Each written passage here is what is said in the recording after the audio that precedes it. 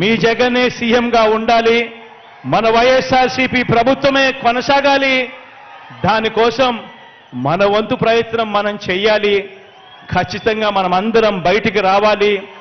ఈరోజు జగనన్న ఒక్క దేవుడిని మనల్ని మాత్రమే నమ్ముకున్నాడు.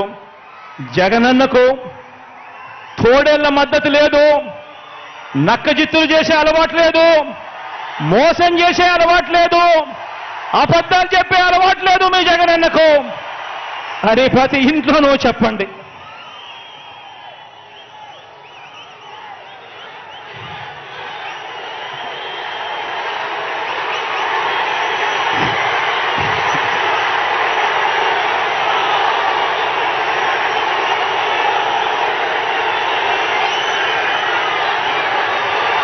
ఒకటి అసెంబ్లీకి, ఒకటి పార్లమెంటుకు, ఒకటి అసెంబ్లీకి, ఒకటి పార్లమెంటుకు ఫ్యాన్ మీద మీరు నొక్కితే మీరు గత ఎన్నికల్లో బటన్ నొక్కి పెట్టెలో బంధించిన చంద్రముఖి బెడద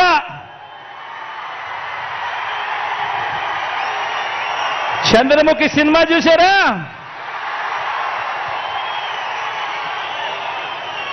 ఒకటి అసెంబ్లీకి, ఒకటి పార్లమెంటుకు ఫ్యాన్ మీద నొక్కితే మీరు గత ఎన్నికల్లో బటన్ నొక్కి పెట్టెలో బంధించిన చంద్రముఖి బెడద ఇక శాశ్వతంగా మీకు ఉండదు. చంద్రగ్రహణాలు ఉండవు. లేదంటే చంద్రముఖి సైకిల్ ఎక్కుతుంది, టీ గ్లాస్ పట్టుకొని పేదల రక్తం తాగేందుకు లకలక అంటూ ఇంటింటికి వచ్చి అబద్ధాలతో మోసాలతో ఒక డ్రాకులా మాదిరిగా మీ తలుపు తడుతుంది. గడప గడపలోనూ కూడా, ప్రతి ఇంట్లోనూ కూడా ఆ ప్రతి అక్క చెల్లెమ్మకు చెప్పండి, ఆ ప్రతి అవ్వాతాతకు చెప్పండి, ఆ ప్రతి అన్నతమ్ముడికి చెప్పండి. మరో విషయం కూడా మీరు గమనించండి, మరో విషయం కూడా గమనించండి. 14 ఏళ్ళు సీఎంగా చేసినా కూడా చేసుకునేందుకు ఏమీ లేదు కాబట్టి, చెప్పుకునేందుకు ఏమీ లేదు కాబట్టి చంద్రబాబు రాజకీయం అంతా కూడా పొత్తులు, జిత్తులు, నక్క జిత్తులుగా సాగుతా ఉంది చంద్రబాబు గారిది.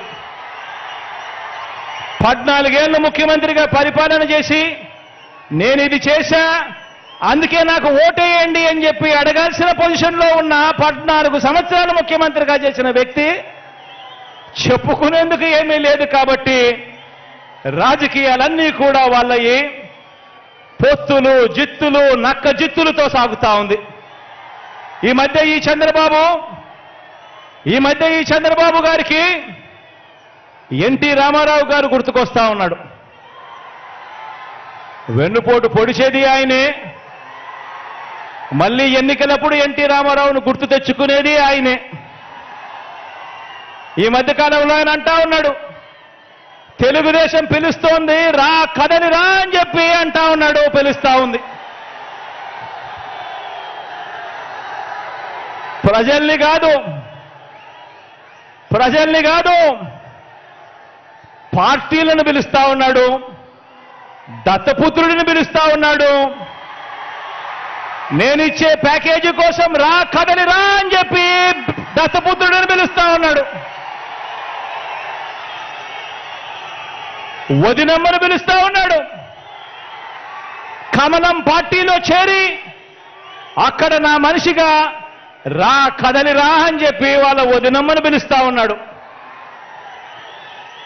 రాష్ట్రాన్ని అన్యాయంగా అడ్డగోలుగా విడగొట్టిన రాష్ట్ర ద్రోహుల పార్టీని వైఎస్ఆర్ గారి మరణం తర్వాత ఆయన పేరును కూడా అన్యాయంగా ఛార్జ్షీట్లో పెట్టిన నమ్మక ద్రోహుల పార్టీని 4 ఓట్లు చీల్చినా చాలు, నువ్వు కూడా రా, కదలి రా అని చెప్పి చంద్రబాబు నాయుడు గారు పిలుస్తా ఉన్నాడు.